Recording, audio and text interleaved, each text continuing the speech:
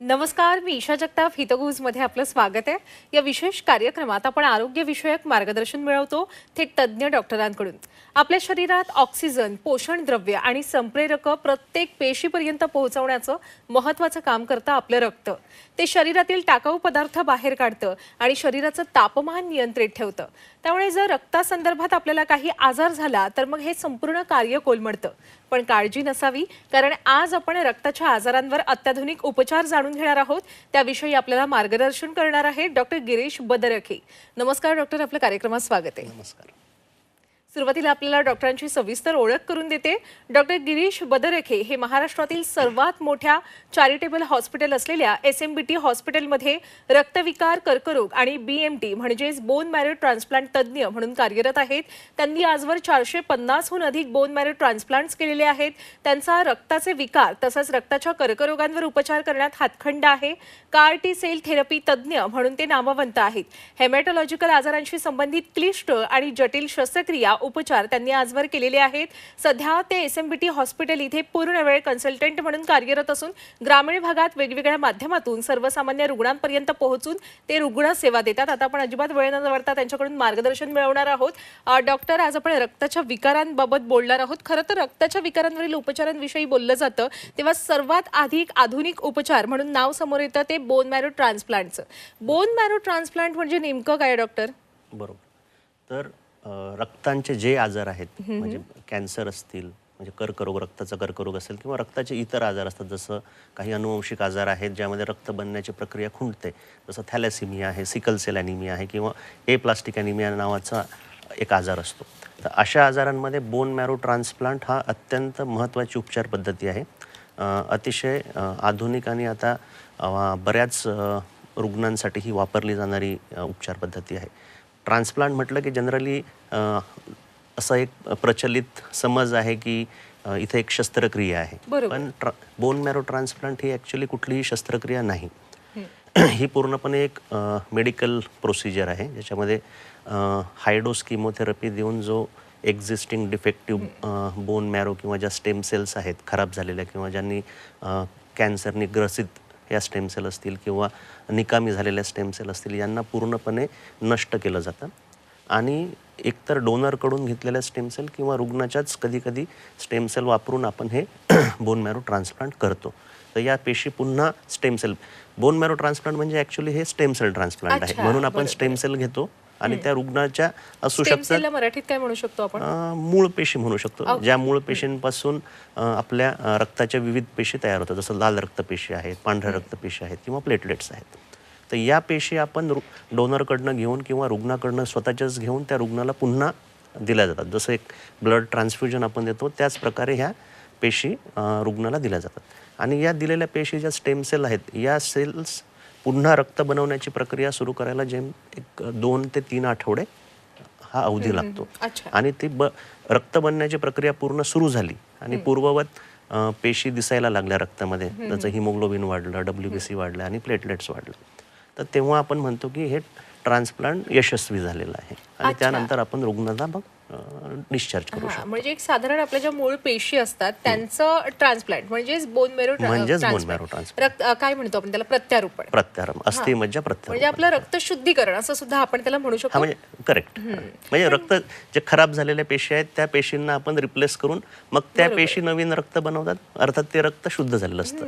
किंवा लोकांना कधी कधी असे प्रश्न विचारतात की पूर्ण शरीरातलं रक्त चेंज केलं जातं का, तर असं काही नाहीये. नाही, माझ्या मनात काय प्रश्न आला डॉक्टर की बोन मॅरो म्हणजे काय आहे? बोन मॅरो म्हणजे कुठला बोन आहे की काय असं मला वाटलं. तर बोनच्या मध्ये जी अस्थिमज्जा असते त्याला आपण बोन मॅरो म्हणतो. पण मग हे बोन मॅरो ट्रान्सप्लांट करण्याची वेळ कोणावर येते, म्हणजे कोणत्या रुग्णांवर तुम्ही हे ट्रान्सप्लांट करू शकता? तर रक्ताचे अनेक कर्करोग आहेत, जसं ल्युकेमिया म्हणतो, मल्टिपल मायलोमा म्हणतो किंवा लिम्फोमा नावाचे आजार आहेत. त्याच व्यतिरिक्त जसं मी सांगितलं काही अनुवंशिक आजार, थॅलेसिमिया, सिकल सेल ॲनिमिया किंवा एप्लास्टिक ॲनिमिया सारखे जे आजार आहेत ज्यामध्ये रक्त व्यवस्थित बनत नाही किंवा काही रुग्णांमध्ये ती खुंटलेली असते प्रक्रिया, तर MDS सारखे काही आजार आहेत. तर अशा आजारांमध्ये आम्ही जनरली बोन मॅरो ट्रान्सप्लांट रुग्णांना सजेस्ट करतो, ज्यामुळे हा आजार पूर्णपणे बरा होऊ शकतो. अच्छा, बोन मॅरो ट्रान्सप्लांटचे प्रकारही असतील ना डॉक्टर वेगवेगळे? ते कोणते आहेत? बोन मॅरो ट्रान्सप्लांटचे प्रामुख्याने ढोबळाने दोन प्रकार म्हणू शकतो आपण, एक ऑटोलॉगस आणि ॲलोजेनिक. ऑटोलॉगस मध्ये रुग्णाच्या स्वतःच्याच पेशी आपण रुग्णाला देतो. तुम्ही मगाशी सांगितलं त्यानुसार. येस. तर इथं डोनरची आवश्यकता नसते, कारण की डोनर रुग्णाच्याच पेशी आपण स्टेम सेल्स कलेक्ट करतो. अर्थात त्याआधी रुग्णाला आधीची किमोथेरपी मिळून त्याचा आजार पूर्णपणे कंट्रोल झालेला असतो. त्याचा बोन मॅरो हा अतिशय नॉर्मल असतो आणि अशा वेळी आपण त्या स्टेम सेल्स काढून ठेवतो आणि मग आपण रुग्णाला त्या हायडोस किमोथेरपीनंतर त्या पेशी पुन्हा दिल्या जातात. आणि ॲलोजेनिक ट्रान्सप्लांटमध्ये मात्र वेगवेगळे प्रकार आहेत, ज्याच्यामध्ये डोनर कुठला आहे, डोनरचं सिलेक्शन कुठून झालेलं आहे. तर जनरली आपण डोनर जो आहे हा भाऊ बहीण म्हणजे रुग्णाचे भाऊ बहीण म्हणजे सिबलिंग मॅच सिबलिंग डोनर ज्याला म्हणतो, किंवा जर तसं नसेल तर फर्स्ट मग रिलेशन म्हणू शकतो. First relation.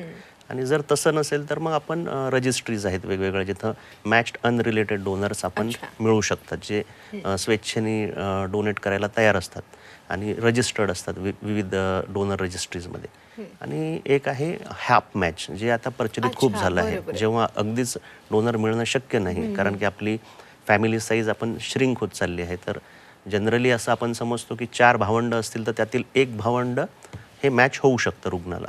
पण जर तसं नसेल तर आपण हाफ मॅच म्हणजे हॅप्लो मॅच ट्रान्सप्लांट केलं जातं. तर ॲलोजेनिकमध्ये match sibling, matched unrelated donor आणि हॅप्लो ट्रान्सप्लांट असे प्रकार आहेत. बरं, पण डॉक्टर हे मॅचिंग कसं केलं जातं? कोणत्या आधारावर मॅच केली जातात पेशी? तर या पेशी ज्या आहेत, HLA टायपिंग नावाची एक टेस्ट असते, ज्याच्यामध्ये विविध म्हणजे जनुकीय मॅचिंग आहे. तर blood generally blood group same असेल विचार नाही केला जात? नाही, ब्लड ग्रुप मॅच असेल असं नाही. अच्छा. तर HLA टायपिंग केलं जातं, ज्याच्यामध्ये 10 ते 12 आपण म्हणजे गुण जुळवणं ज्याला म्हणतो आपण, की तर त्यातले त्या जेनेटिक लेवलला जर मॅच असेल आणि ते HLA जर मॅच झालं म्हणजे त्या पेशंट बरोबर त्याच्या भावाचं असेल, बहिणीचं असेल, किंवा आई वडिलांचं असू शकतं, किंवा अनरिलेटेड कुठल्या डोनरचं असू शकतं, तर ते कमीत कमी 50% मॅच होणं ही आपली गरज आहे. फुल मॅच झालं, जे 10/10 किंवा 12/12 ज्याला आपण म्हणतो, तर हाय रिझॉल्युशन HLA टायपिंग करून हे आपल्याला कळू शकतं. अच्छा, आज आपण थॅलेसेमिया प्रत्यारोपणाविषयी तर बोलायलाच हवं डॉक्टर. मुळात थॅलेसेमिया म्हणजे काय असतं आणि त्याचं प्रत्यारोपण काय असतं हे सविस्तरपणे सांगा आपल्या प्रेक्षकांना. तर थॅलेसेमिया हा एक अनुवंशिक आजार आहे, आई वडिलांपासून मुलांमध्ये संक्रमित होतो. तर जर दोन्ही पॅरेंट्स म्हणजे आई आणि वडील हे दोघांमध्येही जर वाहक असतील थॅलेसेमियाच्या जीन्ससाठी, ज्यांच्यामध्ये एक जीन डिफेक्टिव्ह असू शकतो, म्हणजे हिमोग्लोबिन बनवणारा जो जीन असतो तो एक जीन डिफेक्टिव्ह असतो, आणि असे जर आई वडिलांमध्ये दोघेही वाहक असतील तर मुलांमध्ये थॅलेसेमिया मेजर नावाचा हा गंभीर आजार होण्याची शक्यता असते. आता हा आजार जर रुग्णाला झाला तर तो अगदी वयाच्या 6व्या महिन्यापासूनच ट्रान्सफ्युजन डिपेंडंट असतो, म्हणजे त्याला सतत रक्त घ्यावं लागतं, त्याला रेग्युलर बेसिसवर रक्त चढवावं लागतं, आणि ही आयुष्यभरासाठीची प्रक्रिया असू शकते. तर त्यामुळं होणारे अधिक म्हणजे एक रक्त चढवण्याची गरज असते, त्याचबरोबर सतत रक्त चढवल्यामुळं आयर्न ओव्हरलोड होतो शरीरामध्ये. मग त्याच्यामुळं तो पिट्युटरी ग्लँड म्हणजे ज्यातून आपल्याला हार्मोन बनवणारी जी मुख्य ग्रंथी आहे, आणि त्यामुळं हार्मोनल डिफेक्ट्स होऊ शकतात, त्याची ग्रोथ खुंटावते, त्यानंतर हार्टमध्ये जमा होऊ शकतात, लिव्हरमध्ये, पँक्रियाजमध्ये. तर विविध शरीरातले जे अवयव आहे त्याच्यामध्ये आयर्न ओव्हरलोड होऊ शकतो, आणि त्यामुळं होणारे धोके या रुग्णाला सहन करावे लागतात. अर्थात त्याच्यासाठी औषधं आहेत, आयर्न ओव्हरलोड कमी करण्याची गरज असते. तर अर्थात ह्या पेशंटसाठी रेग्युलर हॉस्पिटल व्हिजिट्स, त्याला ब्लड ट्रान्सफ्युजन घेणं आणि सतत औषधं खाणं हे मात्र त्याच्यासाठी आहे. तर अशा सिच्युएशनमधनं त्याला बाहेर काढण्यासाठी बोन मॅरो ट्रान्सप्लांट ही एक पूर्णपणे त्याला बरं करण्याची पद्धत आहे. बरं. तर ज्यामध्ये भाऊ बहीण किंवा जसं मी तुम्हाला सांगितलं की अनरिलेटेड डोनर असू शकतात, किंवा हाफ मॅच आपण ट्रान्सप्लांट या रुग्णांसाठी करू शकतो.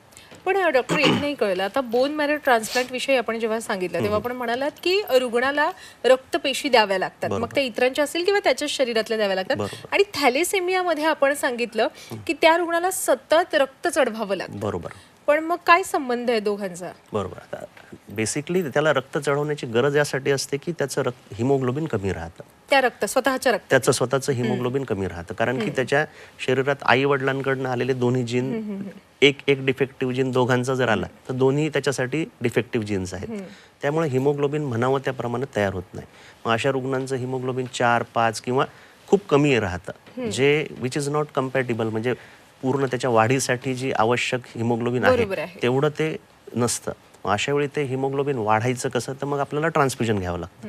अर्थात ट्रान्सफ्युजन इथं आपल्याला हिमोग्लोबिन वाढवण्यासाठी जे ब्लड घेतो त्यावेळेस आपण ब्लड ग्रुपच्या आधारावर घेतो. म्हणजे त्याला सेम समजा पेशंटचा ब्लड ग्रुप जर ए पॉझिटिव्ह असेल तर त्याला ए पॉझिटिव्हच ब्लड ग्रुप द्यावं लागतं. अर्थात ते नॅट टेस्टेड आणि विविध आता आधुनिक पद्धतीचे वेगवेगळे टेस्ट करून आपण जितकं सेफ करता येईल तेवढं सेफ करण्याचा तो प्रयत्न करतो. पण जेव्हा बरं करायचं आहे त्यावेळेस आपल्याला ॲलोजेनिक बोन मॅरो ट्रान्सप्लांट हीच उपचार पद्धती आहे. अर्थात त्यामध्ये आपल्याला एक डोनर पाहिजे असतो, त्याच्या नॉर्मल स्टेम सेल आपण त्या रुग्णाला देऊ शकतो. मग तो डोनर कोण असू शकतो, एक तर त्याचे भावंड म्हणजे सिबलिंग मॅच, किंवा अनरिलेटेड डोनर, किंवा मग आपण हाफ मॅच जसं म्हटलं. अगदी दोन्ही नसतील अवेलेबल तर मग आपण हाफ मॅच करतो. अच्छा, हे अनरिलेटेड ट्रान्सप्लांट पण एक असतो प्रकार. बरोबर. ते म्हणजे काय डॉक्टर? तर अनरिलेटेड ट्रान्सप्लांट म्हणजे जसं आता आपण नॉर्मल जे लोक आहेत आपल्या देशामध्ये, तर ते स्वतःला रजिस्टर करू शकतात एका डोनर रजिस्ट्रीमध्ये, जिथं त्यांचं HLA टायपिंग जी मी टेस्ट सांगितली ती टेस्ट करून त्यांच्या डेटाबेसमध्ये ठेवली जाते. बरं. आणि ज्यावेळी एखादा रुग्ण त्या रजिस्ट्रीकडे अप्रोच करतो, अवयवदानासारखं, पण इथं आपण अवयव कुठला नाही, इथं ब्लडच आहे, म्हणजे स्टेम सेल्स आहेत. रजिस्ट्रेशनची पद्धत तशी असते. पद्धत तशी आहे, पण हे कसं आहे की खूप मोठ्या प्रमाणावर असेल. हो का? आणि ते सर्व अगदी आता सध्या आपल्याकडे रजिस्टर्ड डोनर 1 कोटीहूनही अधिक झाले आहेत. आणि ती जी डोनर रजिस्ट्री आहे ती डोनर रजिस्ट्री आपल्याला ते स्टेम सेल प्रोव्हाइड करते आणि ते आपण त्या रुग्णाला देऊ शकतो. अर्थात जेव्हा हे होत नसेल, जसं मी तुम्हाला सांगितलं की हाफ मॅच आहे, हॅप्लो मॅच ट्रान्सप्लांट जे असतात, तर आम्ही आता रिसेंटली एक अल्फा बीटा डिप्लिटेड नावाचं ट्रान्सप्लांट केलेलं आहे. तर ज्याच्यामध्ये त्यांना अनरिलेटेड डोनरही मिळत नव्हता, भावंडही मॅच होत नव्हते, आई वडीलही हाफ मॅच होते.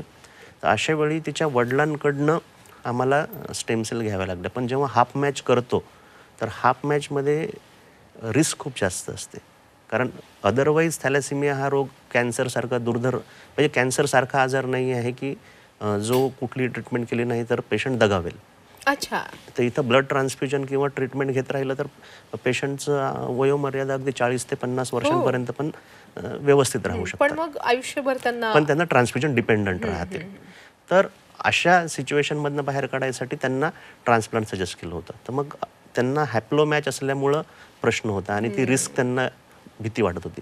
मग अशा वेळेस आपण ज्या GVHD नावाचा जो प्रकार असतो, ज्या हाफ मॅचमध्ये जास्त प्रमाणात आहे, म्हणजे ग्राफ्ट व्हर्सेस होस्ट डिसीज, ज्यामुळे रुग्णांना जास्त त्रास होऊ शकतो, तर अशा तो त्रास निर्माण करणाऱ्या ज्या पेशी आहेत त्या पेशींना आम्ही कमी करण्याची एक पद्धत वापरली आणि त्यामुळं पेशंटला GVHD कमी प्रमाणात होऊन तिचं ट्रान्सप्लांट करणं सहज शक्य झालं.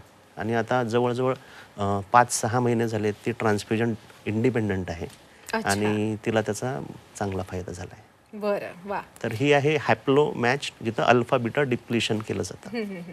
बरं डॉक्टर, आता आणखी एक अद्ययावत उपचाराविषयी आपण बोलणार आहोत, ते म्हणजे CAR-T सेल थेरपी. बरोबर. त्याच्याविषयी सांगा. आता CAR-T सेल थेरपी ही पद्धत सध्या रक्ताच्या कॅन्सरसाठी आहे. अच्छा. तर रक्ताचे कॅन्सर जसे की बी सेल मॅलिग्नन्सीज, ज्याच्यामध्ये ALL हा आजार आहे, किंवा बी सेल लिम्फोमाज आहेत, किंवा मल्टिपल मायलोमा आहे, तर या आजारांसाठी सध्या आम्ही ही उपचार पद्धती वापरतो आहेत. आता CAR-T सेल थेरपी म्हणजे कायमेरिक अँटीजन रिसेप्टर. तर हे जे टी सेल्स आहेत त्या रुग्णाच्याच टी सेल असतात, ज्या टी सेल्स बेसिकली कुठल्याही कॅन्सरशी फाईट करण्यासाठी गरजेच्या असतात. पण या पेशी ज्या आहेत त्या रुग्णाचा कॅन्सर आता सध्या कंट्रोल करत नाही आहे, त्यामुळे त्याचा कॅन्सर वाढतोय. तर त्याच पेशींना आम्ही लॅबमध्ये ट्रेनिंग देऊन आणि त्या ट्रेन झालेल्या सेल्स ज्यांना असं ट्रेनिंग दिलं जातं की ते कॅन्सरला पूर्णपणे बऱ्या करतील आणि कॅन्सरला मारतील, तर असं करून त्या पेशी लॅबमधनं आणून पुन्हा त्या पेशंटला दिल्या जातात. तर या टी सेल जे आहेत मग या कॅन्सरला पूर्णपणे बरं करण्यासाठी मदत करतात. तर बी सेल मॅलिग्नन्सीज जसं बी सेल ALL आहे, किंवा बी सेल लिम्फोमाज आहेत, किंवा मल्टिपल मायलोमाज आहेत, तर अशा पद्धतीच्या जवळजवळ 8 कार्टिसेल थेरपीज SMBT इथं आम्ही केल्या आहेत अच्छा. आणि त्याचा रुग्णांना खूप छान फायदा झालेला आहे. वा वा. बरं, या सगळ्या ज्या आपण उपचार पद्धती सांगितल्या त्या सगळ्या उपलब्ध आहेत SMBT मध्ये? या सगळ्या आमच्याकडे सध्या उपलब्ध अच्छा. आहेत. खरं तर SMBT कॅन्सर इन्स्टिट्यूट हे टाटा मेमोरियलच्या तांत्रिक मार्गदर्शनाने सुरू आहे. त्याचा नेमका सर्वसामान्यांना काय कसा फायदा होतोय अगदी सविस्तरपणे सांगा. तर बऱ्याच वेळा काय होतं की आता आमचं हॉस्पिटल जे आहे हे एक ग्रामीण हॉस्पिटल आहे आणि चॅरिटेबल हॉस्पिटल आहे आणि टाटा बरोबरच्या झालेल्या तांत्रिक करारामुळे आम्हाला बऱ्याचशा गोष्टींना नवीन उपचार पद्धतींसाठी ॲक्सेस, जसं ट्रायल्स असतील, क्लिनिकल ट्रायल्स आहेत, तर बऱ्याचशा क्लिनिकल ट्रायल्सला आम्हाला ॲक्सेस असल्यामुळं त्या ट्रायल्समध्ये आम्हाला रुग्णांची ट्रीटमेंट करणं शक्य होतं. तसंच काही नवीन प्रोटोकॉल्स आहेत किंवा काही औषधं आहेत ज्यांचा ॲक्सेस रुग्णांना नाही आहे, त्या ॲक्सेस हा रुग्णांना आम्ही टाटाच्या मार्गदर्शनाखाली तो पेशंट्सना देऊ शकतो आणि त्यामुळं बरीच नवीन किंवा आधुनिक उपचार पद्धती या सर्व ग्रामीण रुग्णांसाठी की ज्यांना अतिशय महागडी उपचार पद्धती आहेत त्या कमी खर्चामध्ये किंवा अगदी मोफत दरांमध्ये सुद्धा या पेशंटसाठी उपलब्ध आहेत. तर हा बेसिकली सर्वात मोठा फायदा आमच्या रुग्णांसाठी आहे. खरे खरे. खरं तर रक्ताचा सुद्धा कर्करोग होऊ शकतो हे अनेक प्रेक्षकांना माहिती नसेल. या कर्करोगापैकी एक म्हणजे मायलोमा आणि या मायलोमाशी निगडीत जे उपचार आहेत ते मला वाटतं आपल्या SMBT मध्ये मोफत दिले जातात ना डॉक्टर? बरोबर. त्याविषयी सांगा. तर मल्टिपल मायलोमा हा एक असा आजार आहे, तोही एक ब्लडचाच कॅन्सर आहे, तर ज्याच्यामध्ये हाडांमध्ये ठिसूळपणा येतो, किडनीला डॅमेज होऊ शकतं, रक्त बनण्याची प्रक्रिया खुंटू शकते. तर यामुळं अशा रुग्णांसाठी बोन मॅरो ट्रान्सप्लांट ही अतिशय आवश्यक उपचार पद्धती आहे. सुरुवातीची किमोथेरपी झाली आणि त्यानंतर आजार कंट्रोलमध्ये आला तर हा आजार अधिकाधिक काळासाठी कंट्रोलमध्ये ठेवण्यासाठी ही बोन मॅरो ट्रान्सप्लांट अतिशय आवश्यक असतं. तर याच्यासाठी लागणारी जी किमोथेरपी आहे ती देखील आमच्या इथं फ्रीमध्ये अवेलेबल आहे. तसंच बोन मॅरो ट्रान्सप्लांट मल्टिपल मायलोमासाठी फ्रीमध्ये म्हणजे मोफत अवेलेबल आहे. कारण आमचा बेसिकली उद्देशच असा आहे की प्रत्येक मल्टिपल मायलोमा ज्याला ट्रान्सप्लांटची गरज आहे तो केवळ पैशाअभावी त्याचा ॲक्सेस मिळू नये असं न होता प्रत्येक रुग्णाचं हे बोन मॅरो ट्रान्सप्लांट मल्टिपल मायलोमाच्या झालं पाहिजे, हा त्यामागचा आमचा उद्देश होता आणि त्यामुळं आम्ही ही ॲक्सेस हा जो आहे ट्रान्सप्लांटचा हा या मल्टिपल मायलोच्या रुग्णांसाठी आम्ही करून दिलेला आहे. अच्छा. बरं, आपण असं म्हणता की बोन मॅरो ट्रान्सप्लांट करायचं असेल तर SMBTतच या, अशी काय तुम्ही म्हणजे मोफत उपचार देता ठीक आहे, पण उपचारांच्या दृष्टीने अशी काय अत्याधुनिक सुविधा आपल्याकडे उपलब्ध आहेत की रुग्णांनी सगळे हॉस्पिटल सोडून SMBTतच यावं? नाही, असं म्हणजे SMBT यावं असं नाही, सर्व इतर हॉस्पिटलही आहेत, परंतु SMBT हॉस्पिटलच्या बाबतीत मी एक गोष्ट सांगेन की पर्पज ड्रिव्हन ऑर्गनायझेशन आहे. जसं मी तुम्हाला सांगितलं की आता प्रत्येक मायलोमाच्या रुग्णांसाठी आम्हाला मोफत ट्रान्सप्लांट करू देण्याची इच्छा आहे आणि आम्ही ते करतोही आहोत. तर त्याचा डेफिनेटली रुग्णांना फायदा होतो आहे. दुसरी गोष्ट की कमी दरांमध्ये हे सगळं होतं, कारण कॅन्सर म्हटलं तर हा आजार फक्त रुग्णासाठी नाही, पूर्ण फॅमिली त्यामध्ये ओढली जाते आणि जर कमावता माणसाला जर तो असेल तर अर्थात ही फॅमिलीसाठी खूप मोठा शॉक असतो. खरं तर खर्चिक दृष्ट्याच नाही, अगदी आत्मविश्वासाच्या दृष्टीने सुद्धा संपूर्ण फॅमिली कोलमडते. तर तो सपोर्ट देखील SMBT मध्ये आम्ही रुग्णांना देतो. एक मानसिक आधारही असतो. त्याचबरोबर अर्थात हे कमी खर्चात होतंय म्हणजे काही निकृष्ट दर्जाचं मिळतंय असं नाही. सेम दर्जा जे कुठल्याही म्हणजे पैसे खर्च करून जी मिळणारी उपचार पद्धती आहे त्या दर्जाची एक अतिशय मी असं म्हणेल की आंतरराष्ट्रीय दर्जाची उपचार पद्धती आमचं ट्रान्सप्लांट युनिट हे अद्ययावत आहेत. ग्रामीण भागात आहे. एक ॲडेड ॲडव्हान्टेज मी म्हणेल की आमच्या इथं जे ट्रान्सप्लांट नंतर जेव्हा रोगप्रतिकारशक्ती कमी झालेली असते अशा वेळी जी इन्फेक्शन असतात तर इन्फेक्शनचा दर खूप कमी आहे, जे एका ट्रान्सप्लांट युनिटसाठी किंवा किमोथेरपी ज्या ठिकाणी होते त्या युनिटसाठी अतिशय महत्त्वाचं असतं आणि हा इन्फेक्शनचा रेट कमी असल्यामुळे आमचे आउटकम्स कम्पॅरेटिव्हली मच बेटर आहेत असं मी म्हणेल. अच्छा. मी सुद्धा ऐकले की म्हणजे उत्तर महाराष्ट्रातील एक अद्ययावत रुग्णालय म्हणून SMBT कडे पाहिलं जातं, पण शेवटी सक्सेस रेट खूप जास्त महत्वाचा आहे. म्हणजे उपचार कितीही आपण अत्याधुनिक देत असाल, मोफत उपचार देत असाल, पण त्याचा फायदा नक्की होतोय का, निकाल काय येतोय, सक्सेस रेट काय आहे आपला?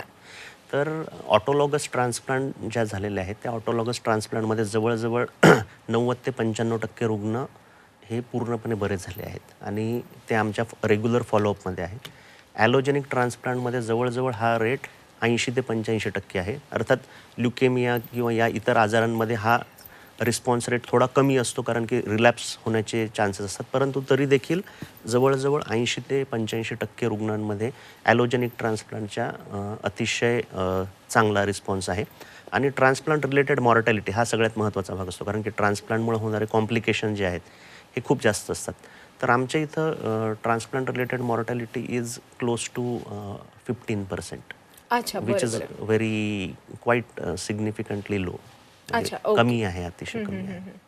पण हे सगळं तुम्ही खरं सांगताय, हो. ते जास्त बरं वाटतंय डॉक्टर. आता पुन्हा एकदा ना आपण थॅलेसेमिया आजाराकडे येऊया. जो आजार तुम्ही सांगितला अगदी वयाच्या 6व्या महिन्यापासून नवजात बालकाला त्याचा त्रास जाणवू शकतो आणि त्याला रक्त चढवावं लागू शकतं.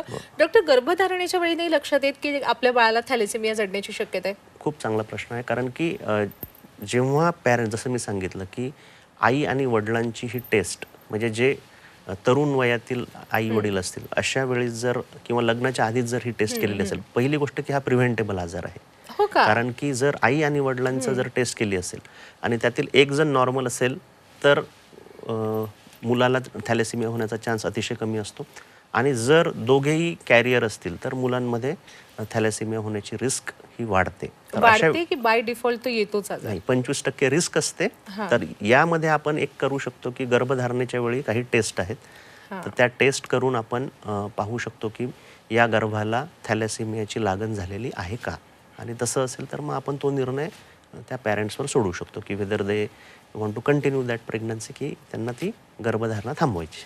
बरोबर आहे, कारण आजार जडल्यानंतर उपचार करण्यापेक्षा प्रतिबंधात्मक उपचार कधीही करणं उत्तम. गरजेचं आहे. डॉक्टर, आलेलो आहोत आपण या चर्चेच्या समारोपाकडे. जाता जाता काय मोलाचा सल्ला द्याल आपल्या सर्व प्रेक्षकांना? तर मला सर्व बेसिकली आपण भारतामध्ये किंवा विशेषतः महाराष्ट्रामध्ये ॲनिमिया म्हणजे रक्ताचं हिमोग्लोबिन कमी होणं, रक्तक्षय ज्याला जे म्हणतो आपण, तर असं झालेल्या रुग्णांनी त्वरित डॉक्टरांचा सल्ला घ्यावा. तसेच ज्यांना ब्लडचा कॅन्सर डिटेक्ट झालेला आहे किंवा कुठल्याही रक्ताविषयीचे आजार डिटेक्ट झालेले आहेत, तर SMBT हॉस्पिटल इथं आमच्याकडं हिमॅटॉलॉजी आणि बोन मॅरो ट्रान्सप्लांटचं युनिट अवेलेबल आहे. त्याचा फायदा अनेक रुग्ण घेत आहेत. आत्तापर्यंत आम्ही जवळजवळ 30 बोन मॅरो ट्रान्सप्लांट आणि कार्टी सेल थेरपी इथं केलेले आहेत आणि सक्सेसफुल त्याचं रिझल्ट्स आहेत. तर त्याचा फायदा रुग्णांनी निश्चितच घ्यावा, एवढंच मी सांगू शकतो. अगदी खूप उत्तम मार्गदर्शन केलं आपण डॉक्टर. धन्यवाद या सगळ्या मार्गदर्शनासाठी. आभार. धन्यवाद. प्रेक्षक हो, हितगुजमध्ये वेळ झालेली आहे आता इथेच थांबण्याची, पण ताज्या घडामोडींसाठी नेहमी पाहत रहा झी 24 तास.